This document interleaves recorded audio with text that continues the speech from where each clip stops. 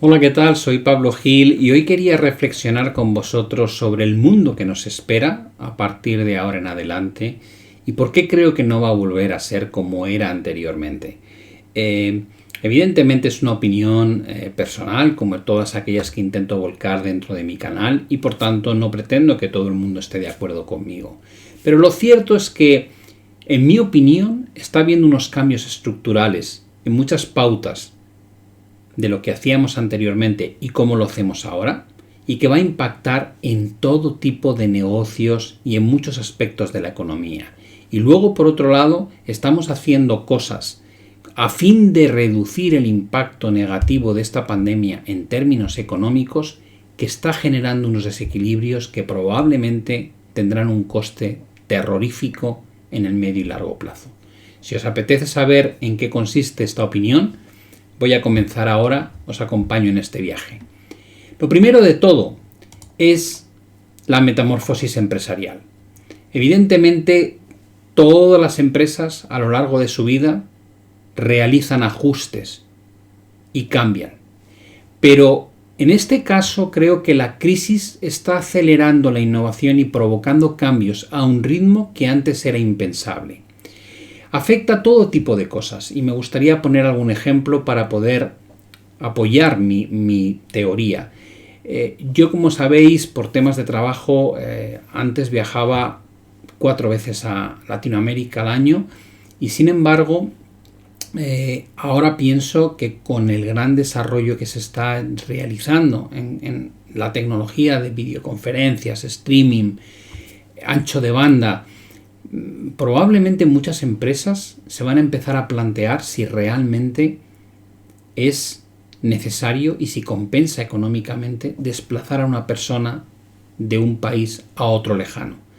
El tiempo que se consume en ese traslado, que es un tiempo que se pierde en muchas ocasiones, el coste que acarrea, y luego habría que comparar las ventajas que ofrece respecto a esta nueva forma de comunicación.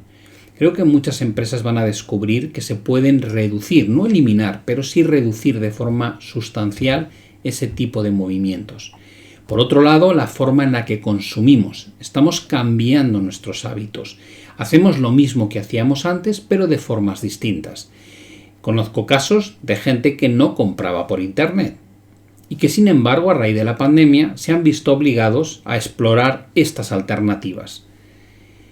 Curiosamente, esas personas me dicen que hasta les resulta más cómodo, que en muchas ocasiones evitar tener que ir físicamente a la tienda es una ventaja. No quiere decir que no vayamos a hacerlo una vez podamos, pero sí vamos a tener un cambio estructural en parte de nuestros hábitos. A mucha de esta gente no se fiaba por el riesgo que suponía tal vez introducir una tarjeta de crédito en las pasarelas de pago. Otros simplemente era por desconocimiento, porque nunca antes lo habían hecho. Pero lo cierto es que esta pandemia está cambiando la forma en la que realizamos nuestro consumo habitual. Por otro lado, hemos visto cambios en el mundo del teletrabajo. Muchas empresas estarán cuestionando hasta qué punto es rentable y necesario mantener grandes oficinas con un coste de alquiler enorme, cuando han descubierto que sus empleados siguen siendo igual o incluso más eficientes trabajando desde casa. Se pueden reducir muchos costes y de producirse ese tipo de cambio, evidentemente va a tener impacto en el mercado inmobiliario. Va a tener impacto en las grandes superficies que se destinan actualmente a la venta de aquellos productos que consumimos nosotros y que ahora a lo mejor lo hacemos de forma online o digital en lugar de hacerlo de forma física. Por otro lado, algunas líneas de negocio van a vivir un gran auge, mientras que otras se van a encoger. A mí me cuesta pensar que vayamos a tener otra vez la misma afluencia en eventos de congresos, presentaciones, ferias y cosas similares. Claro que van a existir, pero creo que se van a hacer con un tamaño menor. Como decía anteriormente, creo que las grandes superficies van a sufrir un gran shock. No sé qué va a ocurrir con estas áreas, como pasa por ejemplo con IFEMA, ¿no? Donde se concentran espacios para reunir a miles y miles de personas en un mismo evento. Sin embargo, no me cabe duda que el comercio online va a seguir en auge durante los próximos años, lo cual quiere decir que toda la logística de reparto va a sufrir una demanda creciente durante los próximos años. Por tanto, como veis, habrá negocios que tendrán un futuro prometedor y otros que tendrán que reajustarse a la nueva cantidad de demanda existente. Pero todo esto que hemos hablado son simplemente algunos ejemplos que me hacen pensar que efectivamente las cosas van a cambiar de forma estructural de cómo lo hacíamos hace año y medio a cómo lo vamos a hacer en el futuro. Pero luego está la otra parte. La otra parte hace referencia al mundo económico en el que vivimos. El mundo económico en el que vivimos, para muchos de vosotros que a lo mejor no lo miráis con ojos de economista, está teniendo un cambio aún más profundo. Personalmente creo que los bancos centrales, a fin de contrarrestar la profunda crisis o recesión mundial que se está viviendo, han provocado unos desequilibrios financieros que no tienen parangón. Ese gráfico que tengo en pantalla, sin ir más lejos, lo que muestra es la evolución de los bonos con tasas negativas a nivel mundial. Estamos hablando de una cantidad sorprendente, del entorno de los 16 o 17 trillones de dólares de bonos que en lugar de pagar una rentabilidad, tienen una tasa negativa. ¿Qué quiere eso decir? Que cuando un comprador de este bono acude al Tesoro, en este caso al gobierno que lo emite, lo normal es que la transacción sea: te dejo mi dinero y a cambio tú me pagas un tipo de interés. Cuando hablamos de bonos con tasas negativas, significa que tú le prestas el dinero al gobierno y además le tienes que pagar tú a él un tipo de interés. Parece totalmente inaudito y es un desequilibrio que demuestra hasta qué punto la situación a la que hemos llegado es completamente absurda. La pregunta lógica sería: ¿y quién es el loco que además de prestar su dinero le paga dinero a aquel al que le da su capital? Bueno, pues hay un montón de fondos, planes de pensiones, compañías de seguros que por mandato tienen que invertir un porcentaje de su capital en este tipo de producto y que por tanto no pueden evitarlo. Además de eso, llevamos décadas en las que intentamos solucionar los desequilibrios causados por un exceso de endeudamiento, endeudándonos cada vez más. Es absurdo. Como decía Einstein, la estupidez humana es pretender obtener resultados distintos haciendo una y otra vez lo mismo. Esta práctica de endeudamiento crónico en la que hemos entrado nos ha llevado a lo que veis en este gráfico, a tener un nivel de endeudamiento de 272 trillones a tercer trimestre del 2020. Evidentemente ya será más alto que eso. Estamos hablando de que en términos porcentuales respecto al PIB probablemente estamos rondando el 365% de endeudamiento sobre el valor de la economía mundial. Que tengamos una deuda 3,6 veces mayor que el valor de la propia economía debería decirnos que lo que estamos haciendo no funciona. Sin embargo, es lo que se conoce como darle la patada a la lata, es decir, continuar con este proceso porque no hay una solución clara que nos permita salir de este callejón sin salida en el que nos hemos metido nosotros mismos. Si te gusta el vídeo y antes de continuar, recuerda darle al like o suscribirte y activar las alertas para saber cuando hay nuevo contenido. A diferencia de otras crisis que sirvieron para reducir el nivel de endeudamiento empresarial, en 2020 ha ocurrido algo muy curioso. Dada la actuación brutal de bancos centrales y gobiernos, la deuda corporativa, en lugar de reducirse, ha llegado a máximos históricos como nunca antes habíamos visto. Mirad este gráfico de aquí. Esta deuda corporativa es un reflejo de lo que ha pasado en Estados Unidos. Hablamos de la deuda de las empresas.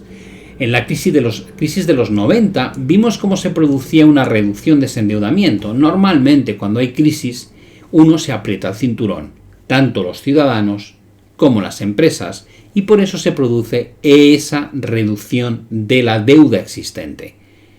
Aquí tenéis otro ejemplo que tiene lugar durante el año 2001 al 2003, justo con el pinchazo de la burbuja.com, o el ejemplo más reciente que sucedió en el año 2008 con la crisis financiera.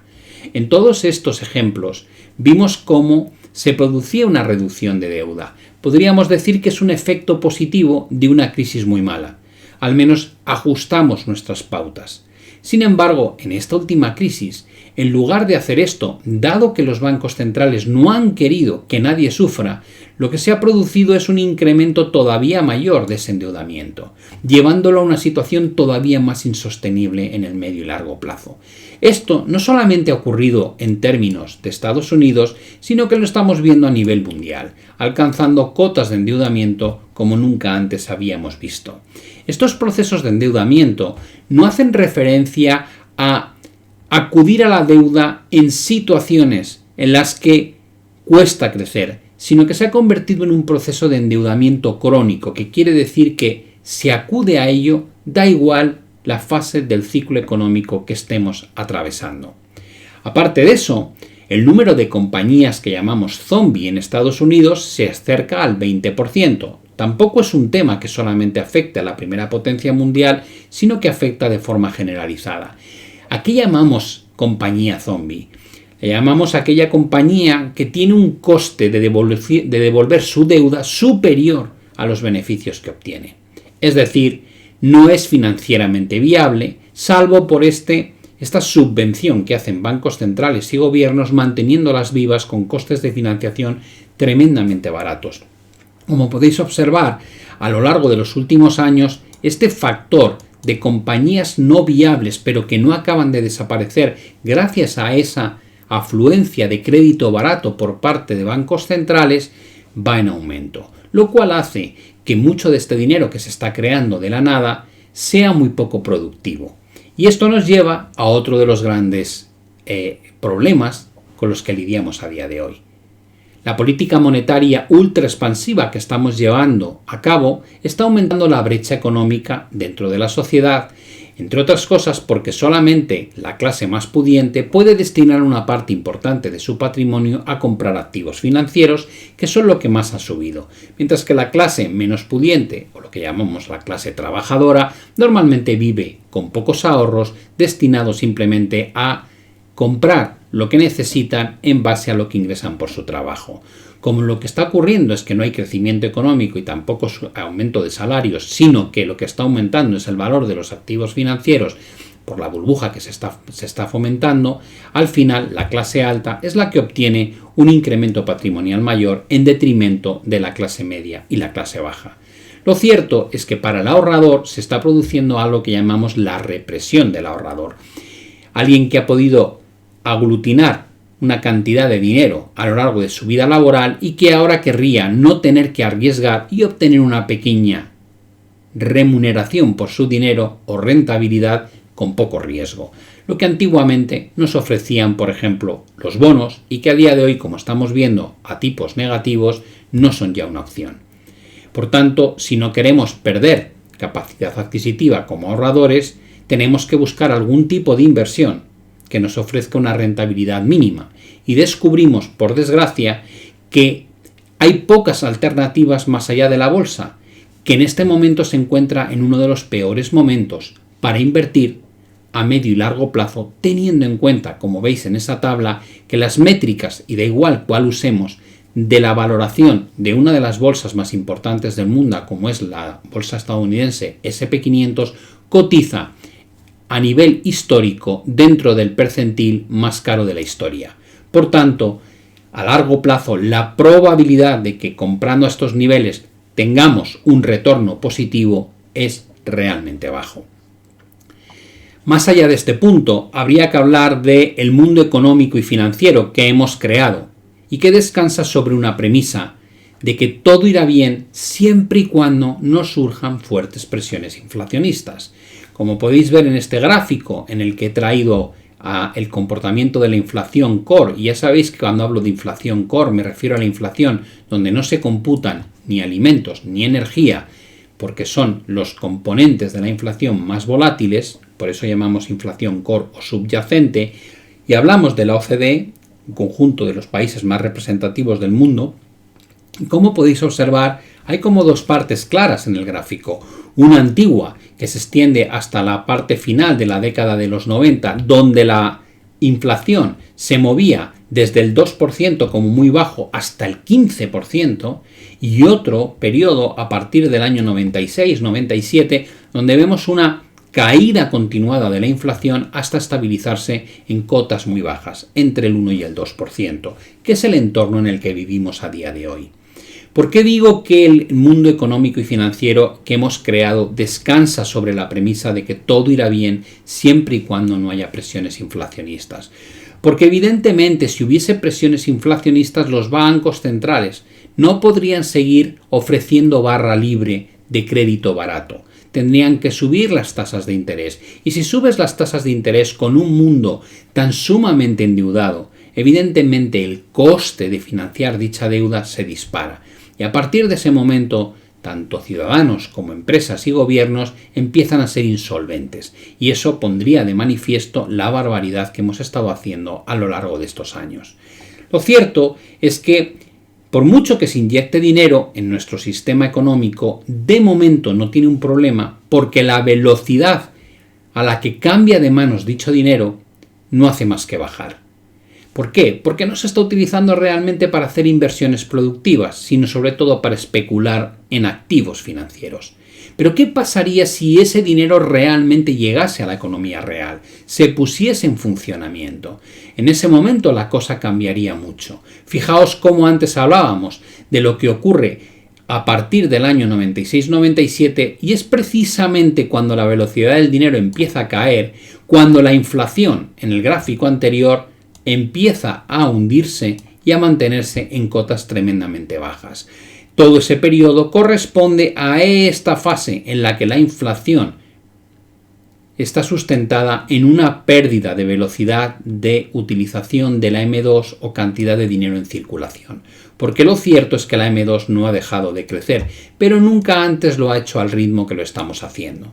Evidentemente, el riesgo es que esto de repente empiece a repuntar y con esta cantidad existente de dinero nuevo en el sistema generaría presiones inflacionistas muy potentes, lo cual pondría de manifiesto que el modelo tal y como lo vivimos desde hace décadas ya no es viable. Algunos de los temas que se suelen hablar, y por eso he traído esta gráfica, es ¿y el caso de Japón qué? Porque lo cierto es que Japón es el país que tiene un 240% de deuda sobre el PIB y sin embargo no tiene inflación. Por tanto, se podría soñar con que el resto del mundo pueda convivir con tasas de endeudamiento elevadísimas, pero sin tener que afrontar el riesgo de presiones inflacionistas, permitiendo que el modelo económico que hemos creado pueda durar durante muchos más años. Lo cierto es que una de las cosas que creo que afecta más positivamente a Japón desde el punto de vista de no crear presiones inflacionistas es que la pirámide de la población tiene una muestra de envejecimiento muy elevada. La base de la pirámide cada vez es más estrecha y como veis entre los 45 y los 75 años es donde se concentra la parte más ancha de esa pirámide. ¿Por qué es tan importante? Creo que es importante entender que la curva de consumo de forma mundial tiene una pauta que se puede entender fácilmente cuando miramos qué hacemos a lo largo de nuestra vida. Pensad que cuando cumplimos los 20 y tantos años, acabamos la carrera, es un momento en el que estamos buscando trabajo. Si lo conseguimos, lo primero que queremos hacer es gastar ese dinero que hemos ganado. Puede ser que compremos un coche, a medida que la cosa va avanzando, nuestra edad va subiendo, nos vamos a los 25 o 30 años, tal vez queramos independizarnos, lo cual implica invertir en una vivienda. A medida que esa edad sube de 30 a 35, mucha gente, si no lo ha hecho antes, quiere casarse, quiere independizarse con una pareja, lo cual nos pone en el foco de crear nuestra propia unidad familiar. Eso trae niños, colegios, educación, ropa, alimentación, sanidad. Es una época en la que consumimos muchísimo, mejoramos nuestra condición laboral, cambiamos de coche, queremos una casa más grande, veraneos. En esa época, el ser humano es cuando empieza su fase de auge de consumo y la alarga durante los 35 a 40 años, 40 a 45 años, 45 a 50 años, pero llega un momento con esa edad, a partir de los 50 en adelante, en el que la unidad familiar que ha alcanzado su apogeo empieza otra vez a desmembrarse. Es decir, los hijos empiezan a abandonar el nido, si tenemos suerte no cumplen los 35 años con nosotros y van buscando su propia salida. A partir de ese momento, la persona con 55 años ya no tiene ese deseo de consumo tan elevado, ya no necesita cambiar de coche continuamente, la casa probablemente es incluso más grande de lo que necesita y empieza a hacer un proceso de un consumo menor. Por otro lado, una de las cosas que suele ocurrir a medida que avanza de edad, se va a los 60, a los 65, es que empieza a pedir recursos del Estado, cada vez es más dependiente de la sanidad, porque tiene achaques, busca la jubilación, en este caso deja de generar ingresos y recauda dinero del Estado bien ganado después de una vida entera como trabajador, asalariado o empresario, y como veis va cambiando su pauta.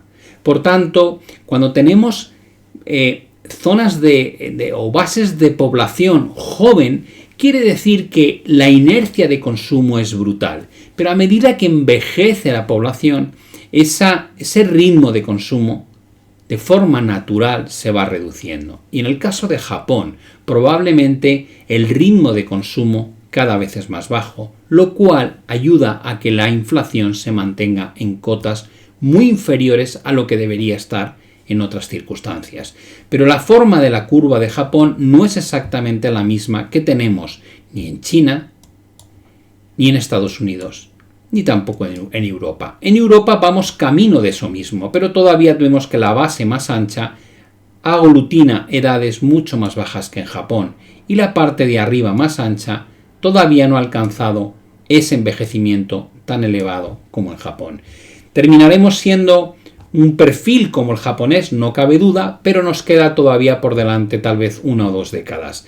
En Estados Unidos todavía la situación es que hay una concentración muy grande de gente joven que aplana o achata esta curva aquí abajo, aunque también es cierto que aquí arriba los baby boomers, acordaos de la época de la gran natalidad que se vivió en Estados Unidos, están generando un ritmo de jubilaciones muy altas en los próximos años. Por último tendríamos el caso de China, que como veis también tiene una parte interesante grande entre los 30 y los 55 años. Creo que esto es una explicación de por qué la situación de Japón no debería extrapolarse de forma directa al resto del mundo y como conclusión no cabe duda de que cualquier cosa que hagamos, cualquier pronóstico, cualquier evolución que podamos entrever respecto a lo que pueda ocurrir a nivel económico en el mundo va a depender de cómo evolucione la pandemia. Estamos hablando de la tercera o la cuarta ola en muchos casos. La esperanza es que las vacunas nos permitan volver a la normalidad lo antes posible, pero no cabe duda de que siga habiendo bastantes interrogantes. Personalmente no creo que hasta la segunda parte de 2021 vayamos a entrar en una fase de mejora clara, y por el camino probablemente nos vamos a sorprender de la mala evolución que vamos a tener que vivir y que nos va a obligar a hacer confinamientos tal vez no tan sumamente duros como el de abril, mayo del año pasado, pero probablemente más duros de los que estamos haciendo a día de hoy. Todo ello va a repercutir nuevamente en la evolución económica, en esos cambios estructurales y temporales que hemos estado mencionando, y que por tanto tendremos que estar muy vigilantes porque la situación a día de hoy muestra un desequilibrio muy grande. Pensad que Algunos de los cambios que estamos introduciendo en nuestra vida van a ser temporales, pero otros van a ser definitivos. Eso quiere decir que hay una causa-efecto que probablemente en muchos casos ya no va a ser reversible. Y no hay que olvidar que estamos viviendo un espejismo en términos de sostenibilidad del modelo económico financiero. Lo que estamos haciendo desde el punto de vista de endeudamiento crónico para mantener viva el sistema tal y como lo conocemos no es algo que pueda mantenerse en el tiempo de forma indefinida. Creo que si no hemos abordado todavía la forma de eliminar los errores que estamos cometiendo es porque no conocemos realmente cómo hacerlo. No me da la sensación de que haya nadie que sepa de qué manera podemos salir de este problema que hemos generado nosotros mismos sin provocar una crisis mucho mayor de la que estamos intentando salvarnos a día de hoy. Es lo que se llama vivir en una burbuja. Y personalmente creo que esta burbuja está tomando unas dimensiones históricas y lógicamente tal vez haya que esperar 1, 2 o 3 años, pero lógicamente cuando pinche esta burbuja vamos a tener que pagar una factura muy elevada por todos los excesos que hemos cometido a lo largo de las últimas décadas. Como siempre, agradeceros a todos vuestros likes, vuestros comentarios. Hoy es muy tarde, he decidido hacer este vídeo a altas horas de la noche. La verdad es que no sabía muy bien si grabarlo ya o esperar. Finalmente me he decantado por hacerlo, con lo cual espero que aquellos que lo veáis hoy os guste. Para el resto ya contestaré a vuestros comentarios mañana. Que vaya muy bien, mucha suerte, no pasa nada, seguro que cuando pincha la burbuja encontramos la forma de sobrevivir y de sacarle partido. Que vaya fenómeno en la vida, en los mercados y con la pandemia. Un saludo y hasta la vista.